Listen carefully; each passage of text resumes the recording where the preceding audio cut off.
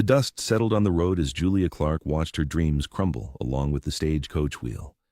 She'd traveled all the way from Boston to Jerome Junction, Arizona territory, with nothing but determination and her late father's pocket watch, only to find herself stranded at the edge of civilization in 1879, with mining claims that might be worthless. "Miss, are you certain about this?" The stagecoach driver scratched his gray beard, squinting at the crude map in Julia's hands. "That mine's been abandoned for years. Silver ran out, they say." "My father wouldn't have left me worthless claims." Julia straightened her travel-worn skirt. At 24, she'd already experienced enough loss to last a lifetime, her mother to tuberculosis when she was 12, and now her father to a sudden heart attack. "The deed is legitimate. All I need is transportation to the site." The driver shook his head. "Nearest livery stable's in town. Half-mile walk that way." He pointed down the dusty road before climbing back onto his coach. Julia gathered her carpetbag and hat box, her only possessions besides the mining documents. The weight of her situation pressed down on her shoulders as heavily as the afternoon sun. Her father's attorney had made it sound so simple: travel west, claim her inheritance, sell it to a mining company, and return east with enough money to start a new life. Nothing about the West was simple. Jerome Junction sprawled before her, a collection of wooden buildings, false fronts, and perpetual dust. As she entered the main street, Julia noticed the typical establishments: a general store, a saloon, a small hotel, and various businesses catering to miners and cattlemen. The town smelled of livestock, wood smoke, and desperation. The livery stable sat at the far end of town, its weathered signs swinging in the hot breeze. As she approached, Julia heard the rhythmic sound of a hammer against metal. She peered into the dim interior, where a tall figure worked over a glowing forge. "Excuse me," she called, setting down her bags. "I need transportation to the Silverlode mine." The figure straightened, revealing a broad-shouldered man in his late 20s. His face, partially shadowed by a well-worn cowboy hat, bore the weathered look of someone who spent most of his time outdoors. When he turned toward her, Julia was struck by eyes the color of a summer storm.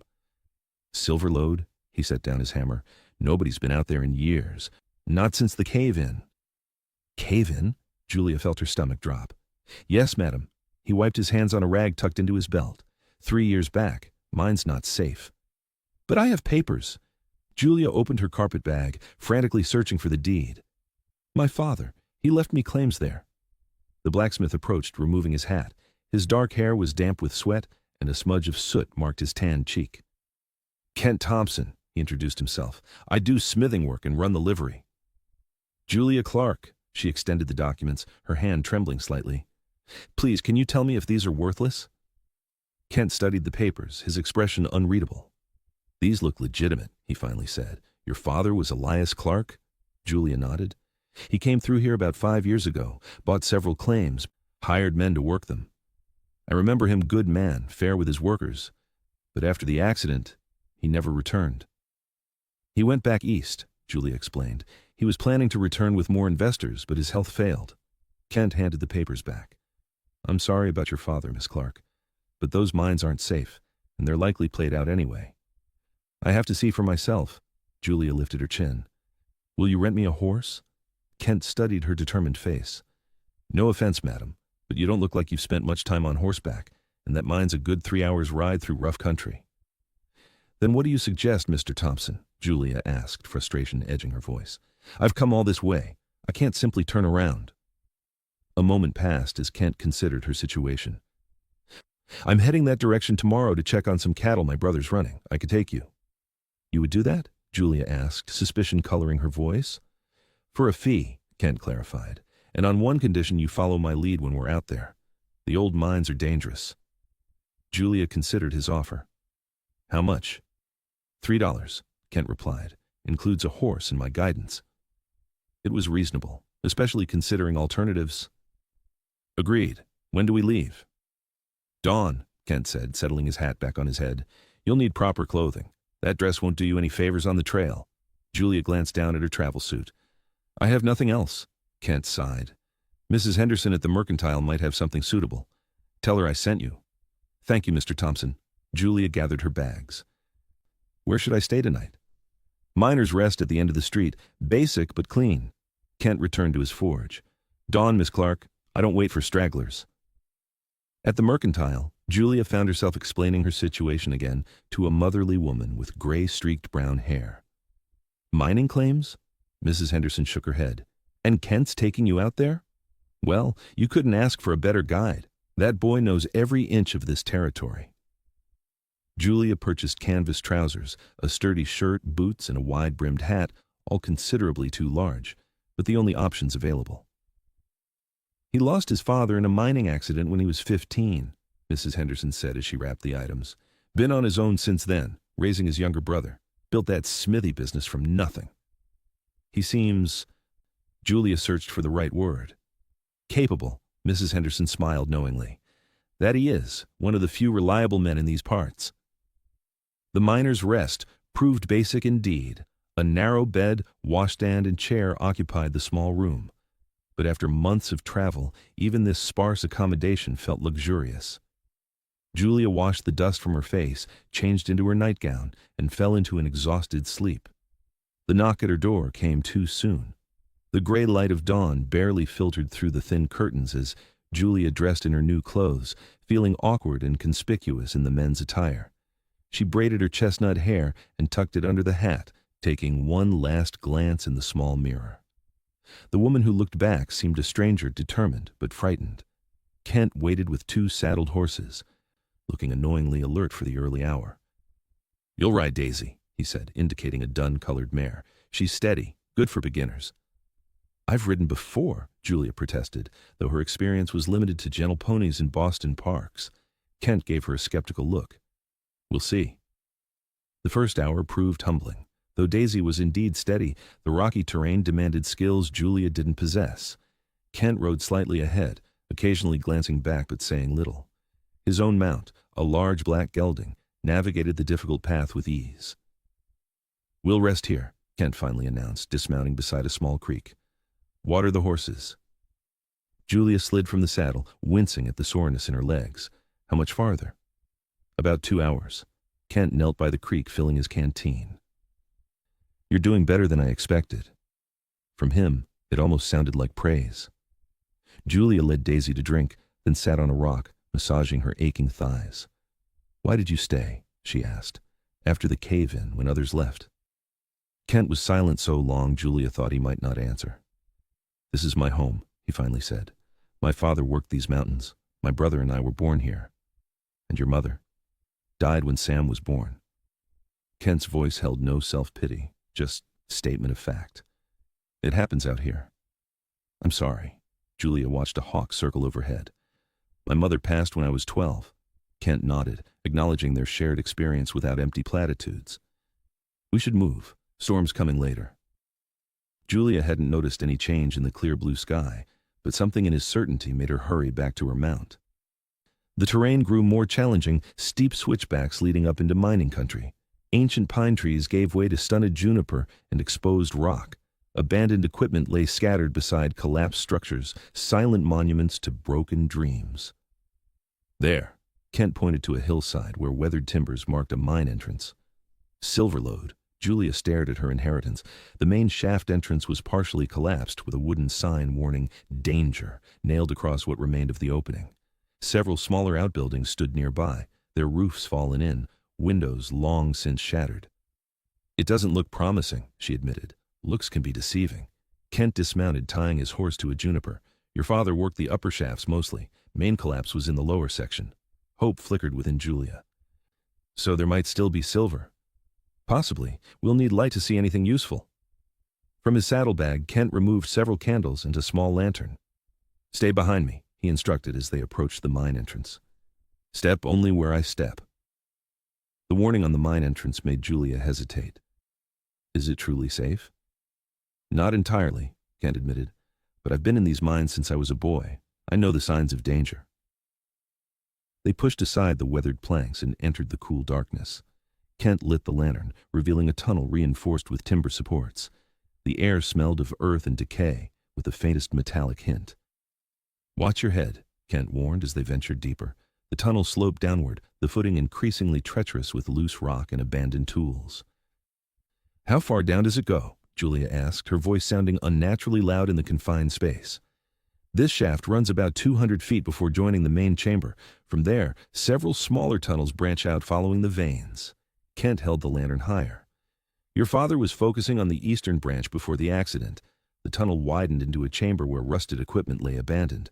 Julia noticed marks on the walls, silvery streaks that caught the lantern light. Is that? She stepped closer. Traces, Kent confirmed, but see how thin the vein is? They followed it until it nearly vanished. Then it is worthless. Julia's shoulders slumped. I didn't say that. Kent moved toward a narrow passage to their right. Sometimes veins pinch out, then widen again. Mining's a gamble. As they ventured into the side tunnel, the air grew thicker with dust. Julia coughed, pulling her bandana up to cover her nose and mouth. Not much farther, Kent assured her. There should be marker stakes showing your father's claims. The tunnel narrowed further, forcing them to proceed in single file. Kent's broad shoulders nearly touched both walls as he ducked under low-hanging support beams. Julia followed closely, trying to ignore the increasing weight of mountain above them. A distant rumble made them both freeze. Thunder? Julia whispered hopefully. Kent's expression grew serious. No, something shifted. He raised the lantern, studying the ceiling. We should head back. They had turned to retrace their steps when a louder rumble shook the tunnel. Small rocks and dust showered down around them. Kent grabbed Julia's arm, pulling her forward as a section of ceiling collapsed behind them. Run! He shouted, pushing her ahead while holding the lantern high. They raced through the tunnel as more debris fell. Julia could barely see through the thick dust, her lungs burning with each breath. Another violent shake sent her stumbling into the wall. She felt Kent's hand steady her, urging her onward. Then darkness, complete and absolute. The lantern! Julia cried out, panic rising in her throat. It's out! Kent's voice came from just beside her. She felt his hand find hers, fingers interlacing. Hold my hand. We'll find the light. His grip was steady, warm against her trembling fingers. I can't see anything, Julia whispered, fighting the edge of hysteria in her voice. I know this tunnel, Kent assured her. Keep your left shoulder against the wall. Small steps. I won't let go. They moved slowly through the suffocating darkness. Julia concentrated on the pressure of Kent's hand around hers, using it as an anchor against the crushing fear. Each step was a test of faith in a man she'd known less than a day. Talk to me, Kent said after several minutes of tense silence. It helps keep panic away. About what? Julia's voice sounded small in the vast darkness. Anything. Why'd your father leave Boston to mine silver? Julia focused on the question, grateful for the distraction. He was an accountant, respectable job, steady income, but he always dreamed of more. After my mother died, something changed in him. He started investing in Western ventures. Said life was too short to count other men's money. Smart man, Kent commented as they navigated around what felt like a fallen timber. Not according to Boston society. Julia's bitter laugh echoed in the tunnel. They called him eccentric at best, foolish at worst. When he left for Arizona, many predicted he'd return penniless. Did he find what he was looking for out here? Kent's voice held genuine curiosity. Julia considered the question. I think so. His letters were full of life in a way they hadn't been for years. He wrote about the mountains, the sky, the freedom. He seemed happy. That's worth something, Kent said softly. Many men live their whole lives without finding what makes them feel alive. A faint glow appeared ahead, so dim Julia thought she might be imagining it. Light, Kent confirmed, squeezing her hand. Entrance isn't far now. As they approached the mine opening, the rumbling sound came again, more violent than before. Kent pulled Julia close against him as dust and rocks showered down. Run! He shouted. They sprinted the final distance, bursting out into the late afternoon sunlight as a cloud of dust billowed from the mine entrance. Behind them, the support timbers gave way with a terrible cracking sound. The entrance collapsed entirely, leaving nothing but a pile of rubble where they had stood moments before. They stood gasping in the sunlight, covered in gray dust, still holding hands. Kent looked down at their intertwined fingers, then slowly released his grip. Are you hurt? He asked, scanning her for injuries. Julia shook her head, then started laughing, a slightly hysterical release of tension. My inheritance just collapsed before my eyes. Kent's mouth quirked into a half smile. At least it waited until we were out. The sky had darkened while they were inside, clouds building to the west. Storm's coming, Kent observed. We need to get back before it hits. Julia looked back at the collapsed mine entrance. There's nothing left for me here, is there? Kent studied the hillside thoughtfully. The mine's gone, but the land still has value. Water source, timber. Might make a decent ranch someday. I don't know the first thing about ranching, Julia said, brushing dust from her clothes. Most folks don't when they start.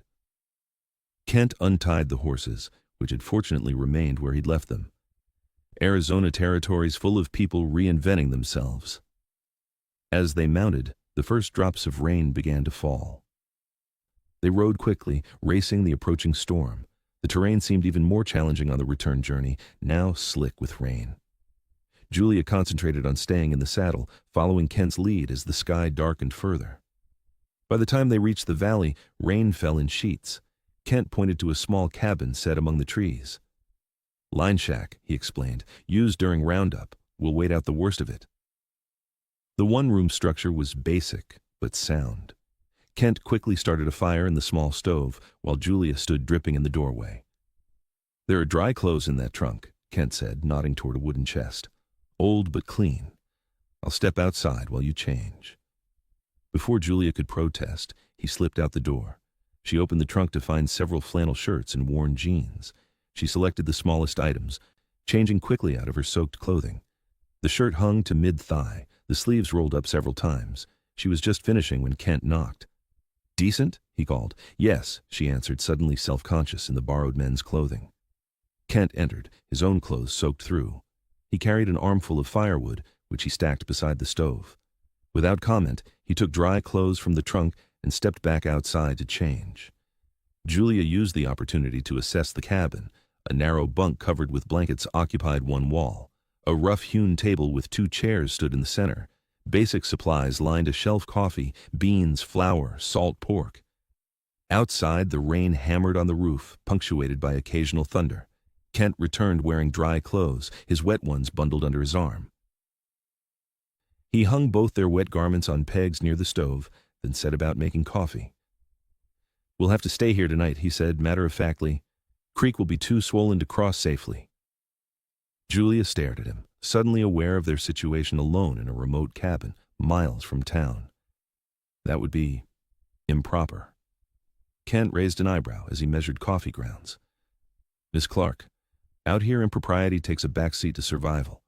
You're welcome to ride back in the flood if your reputation concerns you that much." His bluntness shocked her into silence. Of course he was right, they had no choice.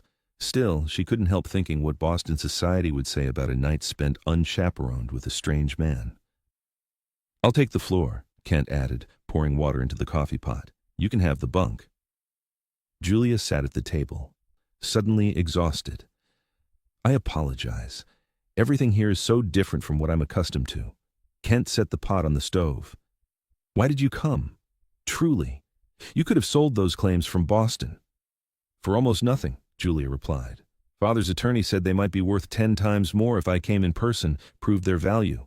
She sighed. "But I think I also wanted to see what drew him here. What made him leave everything familiar behind." Kent nodded, understanding in his eyes. "And have you found it?" "I'm not sure yet." Julia looked around the simple cabin, listening to the wild storm outside. "But I understand him better now, I think." As the coffee brewed, Kent rummaged through the supplies, producing beans, salt pork, and hardtack. "Not fancy, but it'll fill your stomach." They ate in companionable silence. The simplest meal somehow tasting better than any Julia had eaten in Boston's finest establishments. Outside, the storm raged on, but inside the small cabin grew warm and comfortable. "Tell me about your brother," Julia said as Kent poured more coffee. A smile softened his weathered face. "Sam's 17, smart as a whip, working cattle for now, but I'm saving to send him to school in Denver next year. He has a head for numbers, could be an engineer." "You raised him well," Julia observed. Kent shrugged. "Did what needed doing. He deserves his chance." "And what about your chance?" Julia asked. "What do you want for yourself?" The question seemed to surprise him. Never really thought about it that way. After Pa died, it was about surviving, then making sure Sam had opportunities. "And now?" Kent gazed into his coffee cup. "Land of my own, I suppose. Enough cattle to build something worth passing on someday." "To children?" Julia asked. A slight flush colored Kent's tan cheeks. "That would require a wife first." No prospects in Jerome Junction? Julia teased, surprised at her own boldness. Kent's storm-gray eyes met hers. Few women willing to take on the hardships out here. Fewer still I'd be interested in. Something in his steady gaze made Julia's heart beat faster. She looked away, suddenly flustered. It's growing late, Kent nodded, rising to check the door was securely latched. Storm's settling in for the night. You should get some rest. Julia moved to the bunk, awkward with the realization they would spend the night in such close quarters. Kent laid out blankets on the floor near the stove, then extinguished the lantern. The cabin fell into darkness, illuminated only by the orange glow from the stove's vents. "Mr. Thompson," Julia's voice sounded small in the darkness. "Kent," he corrected. "Seems foolish to stand on formality now." "Kent," she repeated. "Thank you for saving my life today." A long pause followed. "Get some sleep, Julia." Morning arrived with brilliant clarity, the storm having washed the world clean. Julia woke to find Kent already up, tending the fire and preparing a simple breakfast. She felt strangely comfortable in his presence now, as if their shared danger had created a bond that transcended their brief acquaintance. "Creek still high," Kent reported as they ate, "but passable. We should reach town by noon." Julia nodded, suddenly reluctant to return to civilization and the uncertainties awaiting her. "What will you do today?" "Forge needs attention. Got horseshoes to finish for the Barton spread." Kent poured the last of the coffee into her cup. "What about you?" The question highlighted her lack of options. "I suppose I'll need to contact my father's attorney, see about selling the land." Kent studied her face. "No rush to decide. Land's been there a long time. We'll be there tomorrow." They rode back mostly in silence, each lost in their own thoughts. As they approached Jerome Junction, the familiar building seemed different to Julia now, less intimidating, more like a place where she might belong. At the livery, Kent helped her dismount. Their hands met briefly as he steadied her, that same spark of connection flaring between them. "Thank you for everything," Julia said, reluctant to end their time together. "What do I owe you?" "Nothing," Kent replied. "Consider it payment for the entertainment of watching a Boston lady navigate mining country." His teasing tone made her smile. "Will I see you again?" "Town's not that big," Kent answered, though something in his eyes suggested he wasn't dismissing the idea. "I imagine our paths will cross." Julia returned to the hotel, bathed away the dust of their adventure, and changed back into one of her proper dresses. Yet, as she pinned up her hair and resumed the appearance of a proper Boston lady, she felt like an imposter. Something had shifted within her, some fundamental understanding of herself and what she wanted from life. The following days passed in a strange limbo. Julia telegraphed her father's attorney explaining the mine's collapse, but indicating she might be interested in keeping the land. She explored the small town, gradually meeting its inhabitants and learning its rhythms.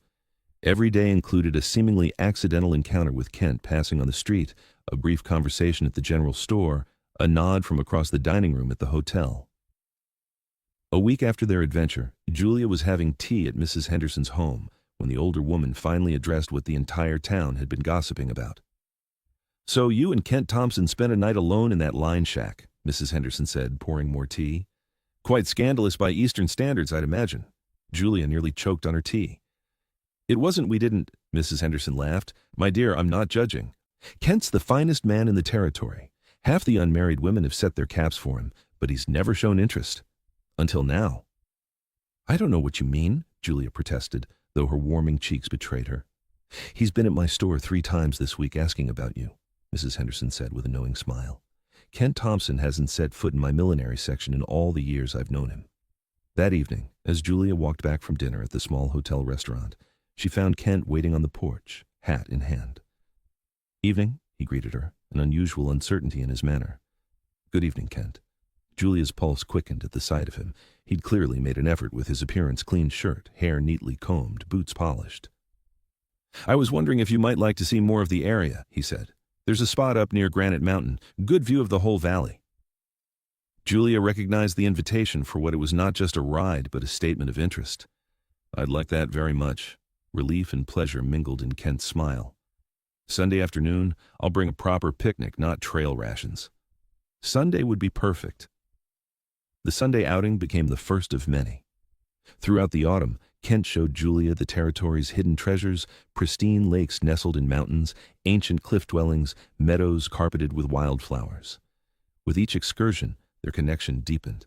Kent revealed himself to be not just the capable frontiersman she'd first encountered, but a man of surprising thoughtfulness and quiet ambition.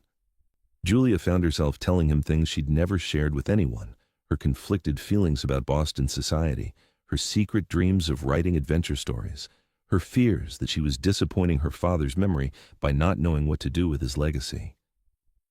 "Your father wanted you to live fully," Kent told her one evening as they watched the sunset from a high ridge, "not just follow his dreams or Boston's expectations." "And what about your dreams?" Julia asked. "Sending Sam to school, building your own ranch?" Kent's hand found hers, fingers intertwining in what had become a familiar gesture. Dreams change, evolve. The first snow of winter arrived in early December, transforming Jerome Junction into a scene from a Christmas card. By then, Julia had moved from the hotel to a small house she rented from the widow Peterson. She had taken a position helping at the schoolhouse 3 days a week, discovering an unexpected talent for teaching. Kent called on her properly now, taking Sunday dinner at her table, escorting her to the town's modest social gatherings. Together they attended the Christmas Eve service at the small clapboard church, then walked through the silent, snow-covered streets. "I have something for you," Kent said as they reached her gate. He pulled a small package from his coat pocket. Julia unwrapped it to find a silver pendant, a delicate rose with leaves crafted of the same metal. "It's beautiful," she whispered, touching it reverently. "Made it myself," Kent admitted, "from silver ore I found on your land." Julia looked up in surprise. "My land? But the mine collapsed." "Been doing some exploring," Kent explained. "There's another vein, smaller but promising, in the hillside behind the old shaft. Not enough for a commercial operation, but—" he shrugged. "Thought you should have something from your father's silver." Tears welled in Julia's eyes. She reached up, touching Kent's face with her gloved hand. "It's perfect. Would you put it on for me?" Kent fastened the pendant around her neck, his fingers brushing her skin. When he finished, he didn't step away. Snow fell softly around them as he leaned down, his lips meeting hers in a kiss that felt like coming home. That winter passed in a haze of contentment Julia had never imagined possible. Kent spent every free moment either with her or working on a small cabin on a plot of land adjoining her father's claim. He'd purchased it with his savings, explaining that with the water source on her land and the good grazing on his, together they made a viable ranch. "Together," Julia had repeated, understanding his meaning. Kent had taken her hand then, his expression serious. "I'm not a wealthy man, Julia. Don't have fancy education or society manners. But I love you. Have since you stood up in that mine, covered in dust, and laughed at losing your inheritance." "Ask me," Julia had whispered. "Marry me," Kent said. "Build something here with me." Their wedding took place in early spring, with wildflowers carpeting the valley and new leaves budding on the aspen trees. The entire town attended the ceremony in the small church, followed by a celebration at the newly completed Thompson Ranch House. Sam returned from his first semester at school in Denver, proudly showing Julia his excellent marks and thanking her for the books she'd sent. "You'll be staying on for good then?" Mrs. Henderson asked as she helped Julia arrange food on the long tables. Julia looked across the yard where Kent was showing several men the barn he'd built, his face animated with pride and happiness. "Yes," she said with certainty. "This is home now." "Your father would be pleased," the older woman observed. "He talked about you often, you know. Hoped you'd find your place here someday." That evening, after the guests had departed, Kent and Julia stood on the porch of their new home, watching stars appear in the darkening sky. "No regrets?" Kent asked, his arm around her waist. "About Boston, the life you left behind?" Julia leaned into his embrace. "None. I came looking for silver and found something far more valuable." Kent turned her to face him, his expression serious. "I promised myself I'd never go down in the mines again after my father died. Breaking that promise to help you was the best decision I ever made." "Even though the lantern went out and we nearly died?" Julia teased. Kent's hand found hers, fingers interlacing in the gesture that had become their own private symbol. "Especially then. That's when I knew." "Knew what?" "That I'd follow you anywhere, through any darkness." He lifted their joined hands. We'll find the light together. Over the years that followed, their prediction proved true. The small ranch prospered, expanding as they acquired adjacent properties. The silver vein Kent discovered yielded enough to build a comfortable life without the dangers of large-scale mining. Sam completed his education and returned to Arizona Territory as a mining engineer, helping other operations work safely while developing the family's modest silver extraction. Julia found her voice as a writer, penning stories of frontier life that found an eager audience back east. Her authentic tales of the West, its people, and its challenges offered readers a glimpse into a world most would never experience firsthand. Children came first: twins, a boy and girl who inherited Kent's storm-gray eyes and Julia's determined spirit, then a second son who combined his father's practical nature with his mother's love of stories. They grew up riding the ranges, learning both ranching and mining, and absorbing the values of the community that had embraced their parents. On their 20th anniversary, Kent took Julia back to the site of the collapsed mine where their journey together had begun.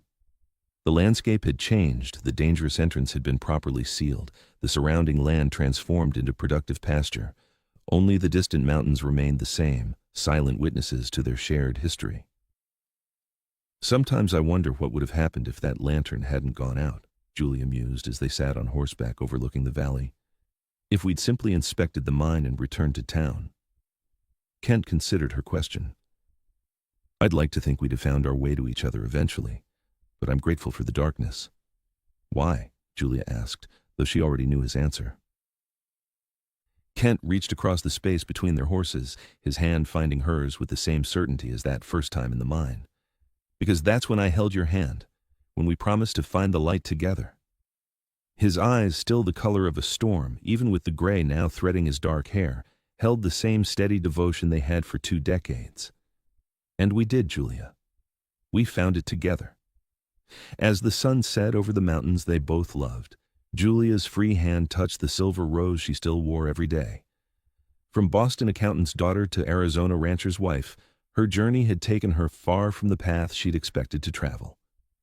Yet as Kent's hand warmed hers, she knew with absolute certainty that she had found the true inheritance her father had hoped for her, not silver from the earth, but a life rich with purpose, love, and the courage to forge her own trail through whatever darkness might come.